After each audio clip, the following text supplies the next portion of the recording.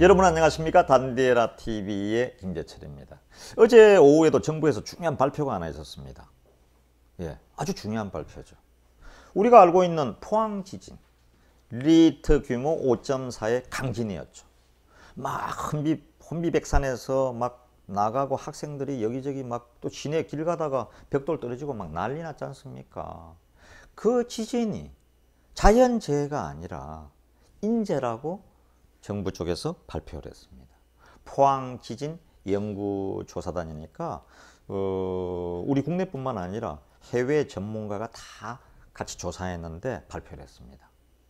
그러면 자연재해가 아니고 뭐냐? 그러면 인재라는 얘기인데 포항시 흥해읍이라고 그 동해안 그 좋은 보경사 가는 길에 동해안에 있는 그 절 있지 않습니까? 거기에 포항 흥해읍의 지열연구소가 있는데 이 지열연구소란 게 그러니까 깊이로 한 4km 이제 물을 공급을 해서 거기 수압을 조절을 해서 전기를 일으키는 이런 그 발전소라고 합니다. 지열 발전소란 게. 근데 여기서 물을 투입하는 과정에서 물이 좀 새기도 하지 않습니까? 그러니까 이제 계속 그 새는 과정에서 그 포항 지진 전에 진도 2.5다, 3이다, 또 2.3이다 하면서 계속 여진이 한 50차례, 50차례 있었는데 그때 이 지열연구소를 중단을 시켰더라면 포항 지진은 없을 수도 있었겠죠. 근데 그걸 좀 방치했던 게 잘못인 것 같습니다. 지금 이제 조사 결과 얘기입니다. 제 얘기가 아니고. 그래서 이 스모킹건, 그 총을 쏜 거는 그게 이제 그 지진을 촉발시켰다는 거죠. 하나의 큰 원인이 됐다는 거죠. 그렇게 해서 저 진앙지가 동해안 이제 그쪽에서 지진이 진앙지에서 뻥 터진 게 포항 지진이었죠. 그죠? 지금도 안타깝게는 거기에서 그때 피해를 입었던 분들 중에서 그때 집이 많이 파손됐잖아요. 아직도 그 체육관에서 그 천막살이, 텐트살이를 하는 가족도 거의 아직 한 40, 50가족이나 되더라고요. 오늘 아침 TV에 그 모습이 그대로 잘 나오고 있습니다. 이 포항시나 나라에서 계속 관심을 가지고 보살펴야 할 사항입니다. 그런데 이 지진이란 게 우리나라에 뭐 아주 없었던 건 아닙니다. 멀리 가보면 저 신라의 그 선덕여왕이다 뭐 이럴 때도 보면은 파주 적성 이런 데서 그 지진이 나서 거기 있는 그 기록이 있습니다. 그래서 그때도 막 깨지고 부서지고 한 흔적도 있고요. 그러다가 또 우리나라는 뭐 큰 지진은 없다가 옆에 있는 이제 일본 때문에 항상 지진 소식은 듣게 되고 있었죠. 일본에서는 뭐 자연스럽게 그냥 저도 동경특파원을 94, 5, 6, 7, 한 3, 4년 했는데요. 동경 집에 이렇게 누워 있으면 아침에 갑자기 타닥 하고 떨리거든요.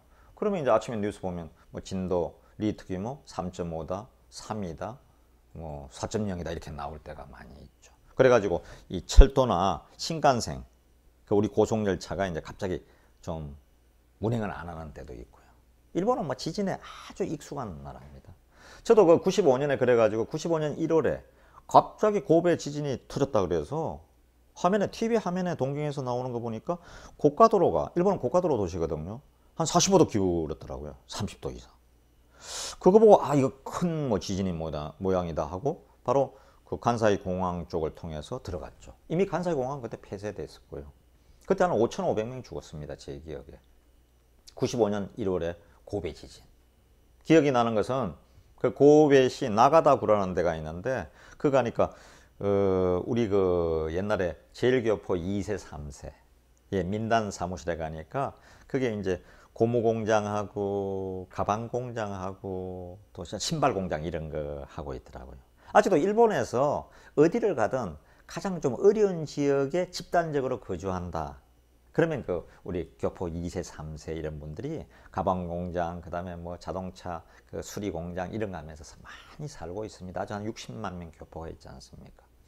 그 이후에는 지진이 크게 기억하는 게 그 여러분 다 아시는 쓰나미. 쓰나미란 게 뭡니까? 전부 우리 쓰나미 있는 거 하면 요즘 다 알잖아요. 해일을 얘기합니다. 해일. 그죠? 지진에 그거에 의해서 바닷물이 넘치는 거죠. 그것도 뭐 3m, 4m, 5m, 뭐 7m, 10m 이래 버리니까 그 후쿠시마 때는 뭐 가공할 정도로 순식간에 쓰나미가 바닷물이 밀려 들어와서 그 후쿠시마시 일대가 완전히 수장이 됐죠. 그 사건 나고 제가 한 달 뒤에 들어가 봤는데 자동차가 물에 다 떠내려와서 물이 다 빠지니까 겹겹이 꼭 시루떡 쌓아놓은 것처럼 이렇게 쭉쭉 바닷가 쪽에 쌓여 있더라고요. 아무도 손을 못 대고 있었죠.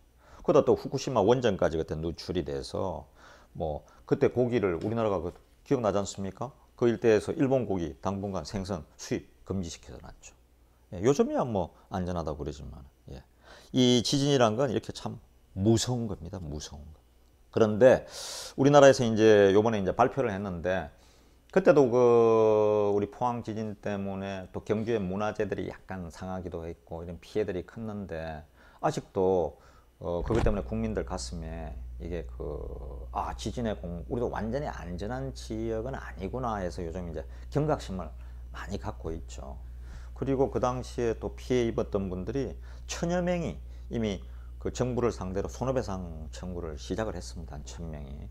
그리고 이번 어제 정부 발표가 정부가 문제가 있었기 때문에 그 포항 지열발전소가 스모킹건 방아쇠를 당겼기 때문에 이 포항 시민들이 이제 계속 그 손해배상 청구를 하겠죠. 그래서 오늘도 포항시장에 뭐 발표가 있다고 그러는데 앞으로 더 지켜봐야겠지만은 우리가 한 가지 기억할 것은 우리도 그 지진의 완전한 안전지대는 아니다.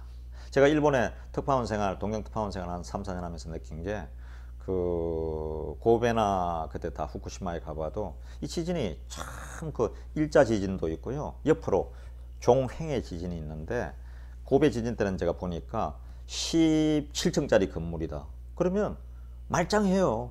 근데 12, 13층이 딱 붙어 버렸더라고요. 그리고 그 중에 약한 데가 있는 모양입니다. 어떻게 치느냐에 따라서 3층, 4층이 딱 들어붙고 해가지고 이 30도, 45도로 확 기울어져 버리는 거죠. 그리고 대부분의 인명피해는 어디서 나느냐? 단독주택. 단독주택이 제일 위험합니다.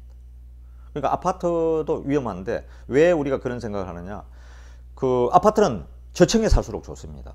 이게 이제 탁 순간적으로 그냥 기울어져 버리니까 우리 냉장고, TV 이게 바로 흉기입니다. 대부분 고베 지진 때도 보니까 돌아가시는 5,500명 중에서 4,000명 이상은 순간적으로 냉장고가 엎어지면서 아니면 장롱이 그냥 날아와서 패버리는 거죠. 전부 다 그렇게 돌아가신 분이 8, 90%였습니다. 그래서 우리가 그 집에 있을 때도 안방이나 거실이나 특히 잠자는 곳에 이런 데는 거실도 마찬가지고요. 너무 좀 사람은 단순하게 사는 게 좋은 것 같습니다. 그때 좀 단순하게 사시는 분들은 집에 그냥 침대만 있고 그렇게 사시는 분들은 그래도 좀 안전한데 침대도 없는 게 더 좋죠. 어떻게 보면 갑자기 탁 그런 일이 있을 때는 그냥 컴퓨터 이런 너무 무거운 거 있지 않습니까? 이런 게 그냥 다 쳐서 맞아서 그냥 현장에서 다 돌아가셨어요. 근데 일본은 제 기억에 이거는 뭐 일본 사람에게 배울 것도 있고 안 배울 것도 있는데 배워야 될 점 하나는 5,500명이 죽었는데 왜냐면 전화가 다 마비되더라고요. 핸드폰 다 마비됩니다. 예. 지진 때 가장 살아있는 전화는 어디냐? 공중전화입니다. 제가 고읍에 들어가면서 그 핸드폰으로 방송이 안 되니까요. 왜냐면 특파원이었으니까 지금 고베로 가고 있습니다. 고베가 1시간 거리에 있는데 제가 지금 핸드폰은 끊어져서 사용을 이제 못할 것 같습니다. 그래서 공중전화에서 방송을 하겠습니다 하면서 공중전화에서 실제로 계속 방송을 하면서 갔거든요. 근데 그 줄을 쭉 50m, 100m 나는 괜찮다 하고 막 안부를 전하려고요. 뭐 통신수단이 전혀 없잖아요. 제일 중요한 게 공중전화였습니다. 제가 그래서 앞에 가서 스미마셍 미안합니다 하면서 양해를 구해서 그 전화를 빌려줘서 공중전화로 방송을 여러 번 했거든요. 일본 분들 그 위기에 참 차분하게 대처를 잘하는구나 이런 걸 느꼈고요. 조용한 거죠. 그리고 일본은 화장 문화가 그때도 뭐 95년도만 해도 사람이 그 돌아가시면 99% 화장하지 않습니까? 그래서 그러니까 조용한 거죠. 이게 그때 우리 그런 얘기를 했습니다. 이게 우리나라에서 이런 일이 터졌으면 지금은 우리도 이제 화장 비율이 많이 올라갔는데 큰일 났겠구나. 온 마을이 쑥대밭 될 거 아닙니까? 초상 치르느라고.